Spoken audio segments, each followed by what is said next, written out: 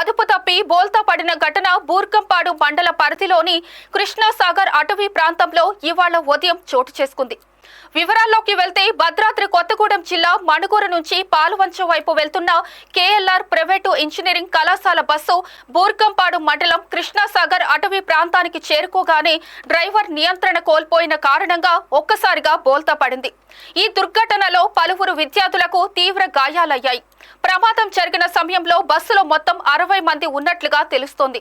ప్రమాదంలో రక్తపు మడుగులలో శరీరాలు భయంతో వణికిపోతున్న విద్యార్థులను చూసి ప్రత్యక్ష సాక్షులు కన్నీటి పర్యంతమయ్యారు. ప్రమాదం జరిగిన వెంటనే స్థానికులు ఆ దారిలో వెళ్తున్న ప్రయాణికులు స్పందించి సహాయక చర్యలు చేపట్టారు. గాయపడిన విద్యార్థులను అత్యవసర వాహనాల్లో భద్రాచలం ప్రభుత్వ ఏరియా ఆసుపత్రికి తరలించారు. ప్రస్తుతం అక్కడ వారికి వైద్యులు చికిత్స అందిస్తున్నారు. గాయపడిన వారిలో కొందరి పరిస్థితి ఆందోళనకరంగా ఉన్నట్లుగా తెలుస్తుంది. ప్రమాదం విషయం తెలిసిన వెంటనే విద్యార్థుల తల్లిదండ్రులు ఆందోళనతో ఆసుపత్రికి పరుగులు తీశారు. తమ పిల్లలు క్షేమంగా ఉండాలని దేవుడిని ప్రార్థిస్తున్నారు. విద్యా సంస్థల బస్సులు వరుస ప్రమాదాలకు గురి కావడంపై సర్వత్రా విమర్శలు వ్యక్తమవుతున్నాయి. యాజమాన్యాల నిర్లక్ష్యం వల్ల ఇలాంటి ఘటనలు జరుగుతున్నాయని స్థానికులు ఆగ్రహం వ్యక్తం చేస్తున్నారు. అయితే ప్రమాద స్థలానికి పోలీసులు అటవీ శాఖ సిబ్బంది చేరుకొని రక్షణ చర్యలు చేపట్టారు. ప్రమాదానికి గల కారణాలపై పూర్తి వివరాలు ఇంకా తెలియాల్సి ఉంది.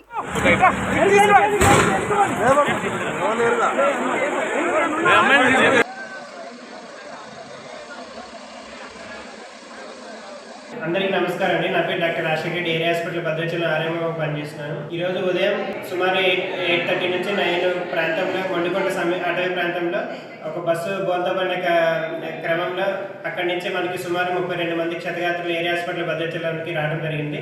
అందులో ఎక్కువ మంది కాలేజ్ స్టూడెంట్స్ ఉన్నారు. వాళ్ళలో చాలా మంది పిల్లలు చిన్న మైనర్ ఇంజురీస్, చిన్న ఇంజురీస్ తోటే ఉన్నారు. ఒక పేషెంట్ మాత్రం కొంచెం క్రిటికల్ గా ఉండటం వల్ల ఆమెని ఒక ప్రైవేట్ హాస్పిటల్ యాజమాన్యంతో మాట్లాడి మన సిటీ బ్రెయిన్, సిటీ చెస్ట్, ఇతర టెస్ట్ అవసరం ఉండటం వల్ల ఆమె రిఫర్ చేయడం జరిగింది ఆ ప్రైవేట్ హాస్పిటల్కి. 3-4 పేషెంట్స్ కూడా కొంచెం ఫ్రాక్చర్స్ తోటి ఉన్నాయని వాళ్ళందరూ కూడా స్టేబుల్గానే ఉన్నారు. మన హాస్పిటల్లోనే అందరికీ ఎమర్జెన్సీగా వైద్యం అందించి ట్రీట్మెంట్ చేసి అబ్జర్వేషన్లో ఉంచాము. రోజు మణుగూరు నుంచి పాల్వంచి వెళ్తున్నటువంటి కేఎల్ఆర్ ఇంజనీరింగ్ కాలేజీ బస్సు మండికుంట దగ్గర బోల్తాబడి దాదాపు ఆ బస్సులో 60 మంది పైగా విద్యార్థులు ఉన్నారు.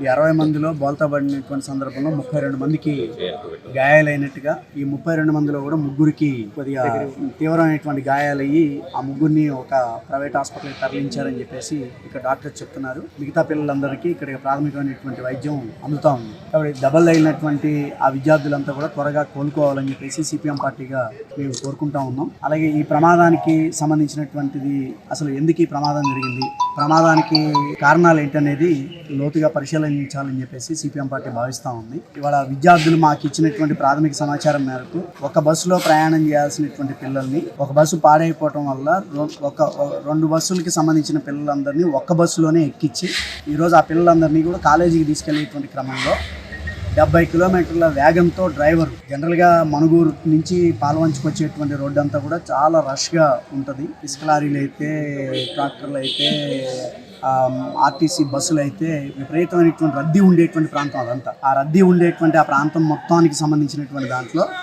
ఈ డ్రైవర్ యొక్క తీవ్రమైనటువంటి నిర్లక్ష్యమే దీనికి ప్రధానమైనటువంటి కారణంగా కనబడతా ఉంది. అందుకని తక్షణమే జరిగినటువంటి ఘటన మీద విచారణ జరపాలి, బాధ్యులైనటువంటి వాళ్ళ మీద చర్యలు తీసుకోవాలి.